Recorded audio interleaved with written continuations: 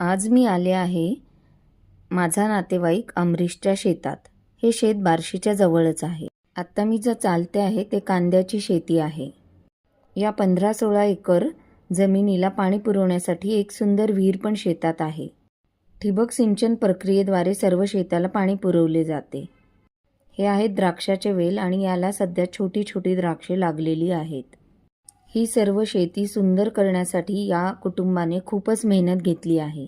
मुलगा त्यांच्या पाळीव कुत्र्याबरोबर छान खेळत होता. भरपूर साऱ्या शेतीमध्ये सीताफळाची खूप झाडे आहेत आणि त्यातले एक सीताफळ मी तोडले. सर्व झाडे सीताफळांनी लगडलेली आणि सीताफळे खूप मोठ्या आकाराची होती.